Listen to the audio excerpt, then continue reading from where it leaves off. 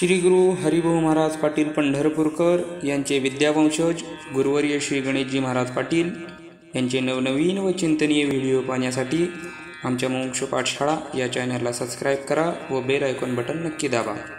पुंडलिक वरदारी विठ्ठल श्री ज्ञानदेव तुकाराम पंढरनाथ भगवान की जय। मौली ज्ञानेश्वर महाराज की जय। जगद्गुरु तुकाराम महाराज की जय। सच्चिदानंद रूपाय विश्वोत्पत्त्यादि हेतवे तापत्रय विनाशाय श्री कृष्णाय वयं नमः। आज या नारद भक्ती सूत्रावरील जी चिंतनमाला आहे त्या चिंतनमालेमध्ये आज तिसऱ्या सूत्राचा आपण विचार करणार आहोत। काल आपण बघितलं की नारद महर्षी भक्तीचं स्वरूप सांगत असताना नारद महर्षींनी सांगितलं की ती भक्ती कशी आहे।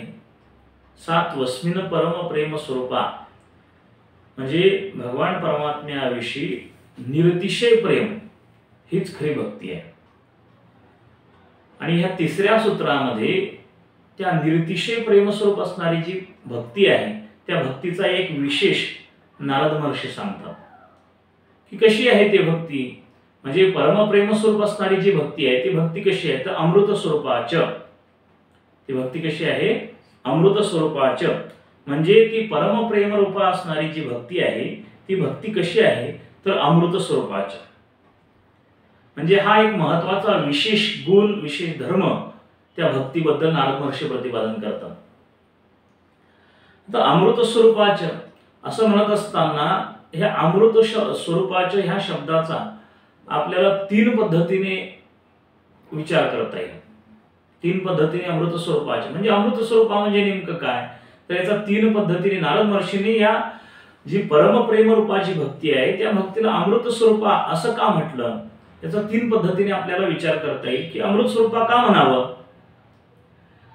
तर पहिला मुद्दा असा आहे की भक्ती ही साधन अनुष्ठान कालात आणि फलप्राप्ती कालात दोन्ही कालामध्ये अमृत स्वरूप आहे म्हणजे आनंद देणारी आहे म्हणून अमृत स्वरूप आहे। दुसरा मुद्दा असा विचारात घेता येईल की अमृतत्व स्वरूपाला प्राप्त करून देणारी आहे म्हणून अमृत स्वरूप आहे। अमृतत्व स्वरूपाला प्राप्त करून देणारी आहे म्हणून काय आहे अमृत स्वरूप आहे। आणि तिसरा मुद्दा असा आपल्याला विचारात घेता येईल की अमृत हे द्रवरूप आहे त्याप्रमाणे ही भक्ती सुद्धा अंतःकरणाला द्रवीभूत करणारी आहे म्हणून अमृत स्वरूप आहे। तीन मुद्दे आपण बघितले म्हणजे ही भक्ती अमृत स्वरूप आहे याचे कारण आपण तीन पद्धतीने आपण आपल्याला विचार करता येईल की पहिला मुद्दा आहे। पहिला मुद्दा जर आपण विचारात घेतला तर आपली अशी गोष्ट लक्षात येईल की पहिला मुद्दा कोणता होता की भक्तीला अमृत स्वरूपा का म्हटलं तर फल म्हणजे साधन अनुष्ठान काळात म्हणजे भक्ती करत असताना आणि भक्तीचं फल प्राप्त झाल्याच्या नंतर म्हणजे या भक्तीला अमृत स्वरूपा का म्हटलं तर म्हणजे भक्ती करत असताना सुद्धा ती आनंद देणारी आहे आणि फल प्राप्तीच्या नंतर सुद्धा ती आनंद देणारी आहे। हा जो मुद्दा विचारात घेतला तर आपल्याला हा मुद्दा आपल्याला विचारात घेत असताना या मुद्द्याबद्दल थोडासा जर विचार करायचा झाला तर भक्ती ही साधन अनुष्ठान कालात आणि फलप्राप्ती कालात आनंद रूप आहे म्हणजे आनंद देणारी आहे। तुकोबराय या संबंधाने विचार करत असताना सांगतात की तुका म्हणे भक्ती सुखरूप आदी अंती। तुकोबराय म्हणतात की तुका म्हणे भक्ती सुखरूप आदी अंती। तुकाराम महाराज म्हणतात हे भक्ती जी साधन आहे ही साधन करत असताना सुद्धा आनंद देणार आहे आणि फलप्राप्तीनंतर सुद्धा काय आहे आनंद देणार आहे। तुकाराम महाराजांचे खेळिया जे प्रकरण आहे त्या खेळिया प्रकरणामध्ये तुकोबराय सांगतात की गोपीचंदन ओटी तुळशीच्या माळा हार मिरविती गळारे टाळ मृदंग घाई पुष्प वर्षाव अनुपम्य सुख सोहळा रे। तुकोबराय हे जे सांगतात की अनुपम्य सुख सोहळा रे टाळ मृदंग घाई पुष्प वर्षाव ही साधन अनुष्ठान काळ आहे आणि या साधन अनुष्ठान काळामध्ये अनुपम्य सुखाचा अनुभव ही भक्ती प्रदान करणारी आहे। म्हणजे साधन अनुष्ठान कालामध्ये सुद्धा अनुपम्य अशा सुखाचा अनुभव येत असल्यामुळे ही भक्ती कशी आहे अमृत स्वरूप आहे म्हणजे आनंद देणारी असल्यामुळे अमृत स्वरूप आहे। किंवा आणखी दुसऱ्या पद्धतीने आपल्याला थोडासा विचार करता येईल. इतर साधनांचा जर आपण विचार केला की भगवंताच्या प्राप्तीकरता जसं भक्ती हे साधन आहे तसं कर्ममार्ग आहे, ज्ञानमार्ग आहे, योग मार्ग आहे. याचा पूर्वी आपण पहिल्या सूत्रामध्ये विचार बघून आलो. हे तिन्ही साधन अनुष्ठान कालामध्ये अमृत स्वरूप नाही, पण फलप्राप्ती कालामध्ये अमृत स्वरूप आहे. कर्ममार्गाचा जर आपण विचार करू लागलो तर कर्म ह्या साधनाबद्दल बोलत असताना मीमांसक कसं बोलतात की अपाम सोमम अमृता अभूम, की यज्ञादी कर्माच्या अनुष्ठानानंतर आम्ही सोमरस पिऊन अमर हो. पूर्वमीमांसकांचं वचन आहे कर्म ह्या साधनाबद्दल. म्हणजे कर्माचं यज्ञाधिक जे कर्म केल्याच्या नंतर जो सोमरस प्राप्त होईल त्या सोमरसाने आम्हाला अमरत्व प्राप्त होईल. म्हणजे अनुष्ठान कालामध्ये त्याला आनंद रूप नाही, पण फलप्राप्ती कालामध्ये कर्म आनंद रूप आहे. त्याचप्रमाणे दुसरं साधन म्हणजे योग साधना ही भगवंतापर्यंत नेणारी आहे, पण साधन कालामध्ये योग सुद्धा दुःखाला कारण आहे. आमच्या ज्ञानोबारांनी त्याबद्दलच्या संबंधाने लिहून ठेवलेलं आहे की योगाची वाटा जे निघाले का सुबटा त्या दुःखाचीच वाटा भागाला. योगाच्या वाटेने जो जातो त्याला दुःखच प्राप्त होतं. म्हणजे साधन कालामध्ये योग साधना ही दुःखाला कारण आहे.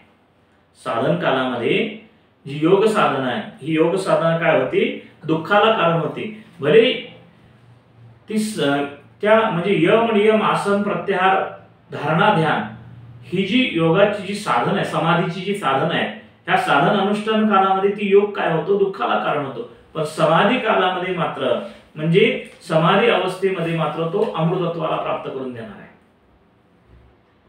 म्हणजे ती जी समाधी सुख आहे ते अमृत स्वरूप आहे. म्हणजे योग शास्त्रकार म्हणतात की योगाचं फल असणारे जे समाधी आहे ती समाधी सहस्त्र अमृतधारांचा वर्षाव करते. या योग मताचा अनुवाद करत असताना पंचदशीकारांनी खूप सुंदर वर्णन केलंय. धर्ममेघमेवं प्राहु समाधिं योगवित्तमाः वर्षत्तेष यतो धर्मामृतधारा सहस्त्रशः. म्हणजे एष समाधी म्हणजे ही जी समाधी आहे ही समाधी हजारो अमृतधारेचा वर्षाव करते. म्हणजे तात्पर्य काय? सांगायचं तात्पर्य एवढंच आहे की समाधी कालामध्ये म्हणजे फलप्राप्ती काल, समाधी हे साध्य झालं, त्या साध्य कालामध्ये म्हणजे फलप्राप्ती कालामध्येच योग साधन सुखरूप आहे. साध्य प्राप्ती कालामध्ये म्हणजे फलप्राप्ती कालामध्ये योग साधन सुखरूप आहे. साधन अनुष्ठान कालामध्ये सुखरूप नाही, म्हणजे आनंद देणार आहे, ती उलट दुःख देणार आहे. त्याप्रमाणेच ज्ञान साधनाचा सुद्धा विचार आहे. ज्ञान साधन सुद्धा साधन कालामध्ये दुःखाला कारण आहे, परंतु फलप्राप्ती कालामध्ये ते सुखाला कारण आहे. कारण साधन कालामध्ये म्हणजे जी ज्ञानाची जी साधनं सांगितलेली आहेत विवेक वैराग्यादी. आता समजा एखाद्याला वैराग्य असेल, वैराग्य म्हणजे काय? थोडक्यात वैराग्य सांगत असताना वैराग्याची व्याख्या काय सांगितली की प्राप्त जे भोग आहे त्या भोगाचा त्याग. मग प्राप्त जी अनुकूल असणारे जे प्राप्त भोग आहे त्या भोगाचा त्याग. मग अनुकूल असणाऱ्या प्राप्त भोगाचा त्याग करताना दुःख होईल का नाही? त्याचं दुःख आहे. म्हणजेच मला सांगायचं काय आहे की ज्ञान साधना सुद्धा ही साधन कालामध्ये दुःखाला कारण आहे, परंतु फलप्राप्ती कालामध्ये मात्र ती कशी आहे? आनंदाला कारण आहे. फलप्राप्ती ते ज्ञान साधनेचं फल काय? ब्रह्मस्वरूपाची प्राप्ती. मग ते ब्रह्मस्वरूप अमृत स्वरूप आहे. ब्रह्म एव इदम अमृतम. किंवा गीतेमध्ये भगवान श्रीकृष्ण सांगतात की यज्ञ आत्वा अमृतम उष्णुते, यज्ञ आत्वा अमृतम अश्नुते. म्हणजे ह्या यज्ञ आत्वा याला जाणल्याच्या नंतर याला जाणून अमृतत्वाची काय होते? प्राप्ती होते किंवा अमृतत्वाला तो प्राप्त होतो. म्हणजे कर्ममार्ग असेल, योग मार्ग असेल किंवा ज्ञान मार्ग असेल, हा अनुष्ठान कालामध्ये साधन अनुष्ठान कालामध्ये हा दुःखाला कारण होतो आणि फलप्राप्ती कालामध्ये मात्र तो अमृतत्वाला प्राप्त होतो. म्हणजे अमृत स्वरूपाला प्राप्त करून देणार आहे, म्हणजे आनंद देणार आहे. परंतु भक्ती असं एक साधन आहे, भक्ती असं एक साधन आहे की जे साधन अनुष्ठान कालामध्ये सुद्धा ते काय आहे? सुखाला कारण आहे आणि फलप्राप्ती कालामध्ये सुद्धा ते सुखाला कारण आहे. म्हणून नारद महर्षी या भक्तीबद्दल बोलत असताना सांगतात की अमृत स्वरूपाच. ती भक्ती कशी आहे असं विचारल्याच्या नंतर ते काय नारद महर्षी सांगतात, अमृत स्वरूपा म्हणजे अमृतत्वाला प्राप्त करून देणारी आहे. आता दुसरा मुद्दा, की दुसरा मुद्दा आपण विचारात घेतला होता की पहिला मुद्दा होता की साधन अनुष्ठान कालामध्ये आणि फलप्राप्ती कालामध्ये ही भक्ती सुख देणारी आहे, म्हणून ती अमृत स्वरूप आहे. आता दुसरा मुद्दा असा घेतला होता की दुसरा मुद्दा असा आहे की अमृतत्व स्वरूपाला प्राप्त करून देणारी आहे, म्हणून भक्ती अमृत स्वरूप आहे. अमृतत्व स्वरूपाला प्राप्त करून देणारी आहे म्हणून भक्ती कशी आहे, अमृत स्वरूप आहे. म्हणजेच काय, भक्तीचं फल हे अमृत स्वरूप आहे. म्हणजेच भक्तीचं फल कसं आहे, अमृत स्वरूप आहे. आमच्या अनेक संतांनी खूप सुंदर रीतीने भक्तिफलाचं वर्णन केलं आहे. काही थोडा बहुत लागपाठ, करा भक्ती भाव धरा बळकट, तन मन धन द्या लावण्या नीट, जरी करणे असेल गोड शेवटगा. जरी करणे असेल गोड शेवटगा, हा गोड शेवट म्हणजे अमृतत्व, अमृतत्वाची म्हणजे भक्तीचं फल काय आहे, अमृतत्वाची प्राप्ती. किंवा भक्ती आम्ही केली सांडोनी उद्वेग, पावलो हे संग सुख त्याचे. भक्ती आम्ही केली सांडोनी उद्वेग, पावलो हे संग सुख त्याचे. म्हणजेच काय, त्या सुखाची प्राप्ती, त्या सुखाची प्राप्ती म्हणजेच काय, भक्तीचं फल काय सांगितलं, सुख. म्हणजेच ती सुखरूपता प्राप्त होणं, म्हणजेच अमृतत्व प्राप्त होणं, म्हणून भक्ती अमृत स्वरूप आहे. किंवा एक प्रसिद्ध प्रमाण आहे, भक्तिपंथ बहु सोपा, पुण्य नागवे आपापा, येणे जाणे खेपा येणेची एके खंडती. येणे जाणे खेपा येणेची एके खंडती. महाराज म्हणतात की येणं जाणं म्हणजे जन्ममरण, जन्ममरण जर संपायचं असेल तर त्याच्याकरता भक्ती केली पाहिजे. भक्तीनेच ते जन्ममरण संपणार आहे, भक्तीनेच ते जन्ममरण संपणार आहे. म्हणजे मग ते जन्ममरण संपणं म्हणजेच अमृतत्वाची प्राप्ती, म्हणजेच अमृत स्वरूपाची प्राप्ती. म्हणजे अमृत स्वरूपाला प्राप्त करून देणारी भक्ती असल्यामुळं त्या भक्तीला काय म्हणतात, अमृत स्वरूपाच. असा आपल्याला इथं विचार करता येईल. दुसऱ्या मुद्द्याचा विचार, पहिल्या मुद्द्याचाही विचार आपण बघितला की भक्तीला अमृत स्वरूपा का म्हटलं, तर फलकालामध्ये आणि साधन अनुष्ठान कालामध्ये ते सुख देणारी आहे, आनंद देणारी आहे, म्हणून अमृत स्वरूप आहे. दुसरा विचार, दुसऱ्या मुद्द्याचा विचार असा मांडला की अमृतत्व स्वरूपाला प्राप्त करून देणारी आहे, म्हणून ती अमृत स्वरूप आहे. आणि तिसरा मुद्दा आपला असा होता की अमृत हे जसं द्रवरूप आहे तसं भक्ती ही अंतःकरणाला द्रवीभूत करणारी आहे, म्हणून अमृत स्वरूप आहे. अमृताचा विचार म्हणजे अमृता समान भक्ती आहे, असा विचार इथं आपण मांडतोय. की अमृताचे 4 प्रकार सांगितलेत. एक देवामृत, दुसरं ज्ञानामृत, तिसरं कथामृत आणि चौथं नामामृत. हे देवामृत म्हणजे देव आणि असुरांनी मिळून समुद्र मंथनातून जे अमृत बाहेर काढलं त्या अमृताला देवामृत म्हणतात. त्या अमृताचं सामर्थ्य एवढं आहे, ज्ञानोबांनी वर्णन केलं की लोहाचे कणक होय, हे सामर्थ्य परिसीच आहे की मृतही जीवितला हे अमृत सिद्धी. मेलेल्या माणसाला सुद्धा जिवंत करण्याचं सामर्थ्य जर कोणामध्ये असेल तर अमृतामध्ये. एवढं मोठं असणारं सामर्थ्यवान अमृत, पण त्या अमृताचं सुद्धा बिगडी स्वरूप ज्ञानोबांनी पुढे वर्णन केलंय की काळकुटाचे सहोदर मृत्यू भेने प्याले अमर, तरी देहाचे पुरंदर चौदा जाते. इंद्रादिक देवानी अमरत्व प्राप्त करून घेण्याकरता अमृत प्राशन केलं, परंतु एका ब्रह्मदेवाच्या दिवसामध्ये 14 इंद्र जन्माला येतात आणि 14 इंद्र मरतात. म्हणजे एवढं मोठं ब्रह्मदेवाचं आयुष्य. म्हणजे अमृत हे रोगनाशक आणि दीर्घ आयुष्य जरी देणार असलं तरी अमरत्व देणार नाही, अमृत स्वरूप देणार नाही, अमृत स्वरूपता प्राप्त करून देणार नाही. रोगनाशक असेल, दीर्घ आयुष्य देणार असेल, पण अमृत स्वरूपाला ते प्राप्त करून देणार नाही. म्हणून उलट आमच्या साधू संतांनी तर असं वर्णन केलंय की एकदा अमृतामध्ये सुद्धा दोष निर्माण झाला आणि ते अमृत शुद्ध करण्याकरता इंद्र स्वतः घेऊन चोखोबरायांच्या घरी आले. सगळं संत मंडळींची पंगत बसली होती आणि त्या सोहळ्यामध्ये स्वतः इंद्रदेव ते अमृत घेऊन आले आणि चोखोबरायाकडे दिलं की आमचं अमृत शुद्ध करून द्या. यांच्याकडे शक्ती काय होती? यांच्याकडे फक्त भक्तीची शक्ती होती आणि त्या भक्तीच्या शक्तीने त्या अमृतालाही शुद्धत्व प्राप्त झालं. म्हणजे सांगायचं तात्पर्य की जे भक्त्यामृत जे आहे ते ह्या अमृताही पेक्षा श्रेष्ठ आहे. हे झालं देवामृत. त्याच्यानंतर पुढे सांगितलं ज्ञानामृत. मग हा ज्ञानामृताचा विचार आहे. पण ज्ञानामृत कशाला म्हणतात? म्हणजे ज्ञानालाही अमृत म्हटलेलं आहे. पण ज्ञानामृत कोणत्या ज्ञानाला अमृत म्हणलेलं आहे? ज्ञान दोन प्रकारचं शास्त्राने सांगितलं की वृत्तिरूप ज्ञान आहे आणि दुसरं स्वरूपभूत ज्ञान. तिथं वृत्तिरूप ज्ञानाला अमृत म्हटलेलं नाही, तर स्वरूपभूत जे ज्ञान आहे त्या स्वरूपभूत ज्ञानाला अमृत म्हटलेलं आहे. पुढे जाऊन कथामृत सांगितलं. कथामृताचा विचार आला. कथामृत कशाला म्हणतात? तर भगवंताची कथा ही काय आहे? अमृतच आहे. का बरं? महाराज म्हणतात कथा सुख करी, कथा दुःख हारी, कथा यावरी विठोबाची. कथा सुख करणारी आहे आणि कथा दुःखाचं निवारण करणारी आहे. म्हणून ती कथा काय आहे? तर अमृता समान आहे. या कथेबद्दल खूप मोठं भागवतामध्ये कथामृताबद्दल खूप मोठं विवेचन खूप सुंदर रीतीने केलेलं आहे. की ज्यावेळेस परीक्षित राजाला शाप मिळाला की तुम्ही 8 दिवसात मरणार. 8 दिवसात मरणार म्हटल्याच्या नंतर परीक्षित राजाने विचार केला आपण काहीतरी हा मृत्यू चुकवण्याकरता काहीतरी केलं पाहिजे.